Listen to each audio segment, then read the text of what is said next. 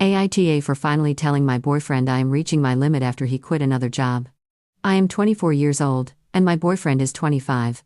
We have 2 young children together. For a long time, he has moved from job to job. This year alone he has had 4 or 5 different jobs, and he has also had long periods without work. He does not live with us, and I take care of our children and provide everything they need. He helps only when he is able to, but he struggles with his finances.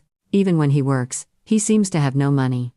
I have tried to stay calm and understanding, but lately I have been feeling very tired and resentful because I feel like I am raising our children by myself while he steps in only when he can. This Wednesday after I finished work, he told me that his managers had spoken to him about missing days without informing them. He had been there for only 1 month, and he had already missed 3 days. They warned him that he could not miss any more days or he would lose the job. He told me he was already starting to feel sick, and the next morning when I was taking him to work, he said he did not think he could go because he felt very unwell. He decided to stay home, expecting that he would probably be fired.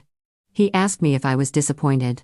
I told him I did not know what to say because I did not want to make him feel worse. I bought him cough syrup and orange juice and dropped him off at his place.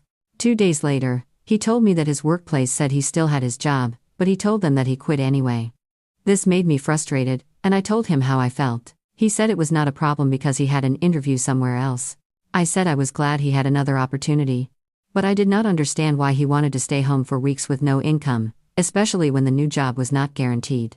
He said he could not work anyway because he was sick. He also said I was complaining about this and about how he barely worked the previous week. I had only asked why he had not been called in and how long he thought that could continue. I told him not to speak to me with attitude and that I had the right to know what was going on since I had been extremely patient when he was not able to help with our children's needs.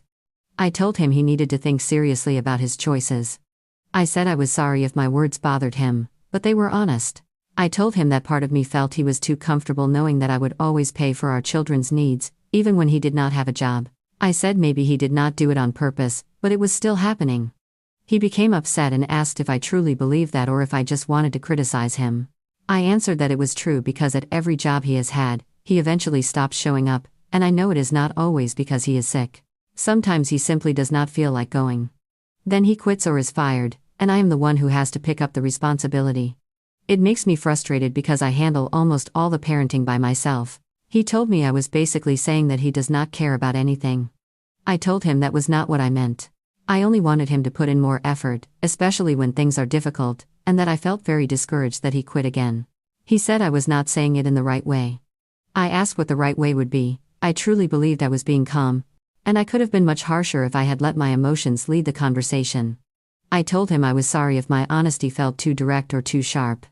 I did not want to hurt him, but I was overwhelmed. During our messages he kept repeating that he did not want to talk about it anymore, and then he stopped replying completely. Now I keep wondering if I was too hard on him.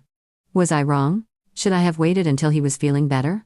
The conversation came up naturally, and I simply shared what was in my heart.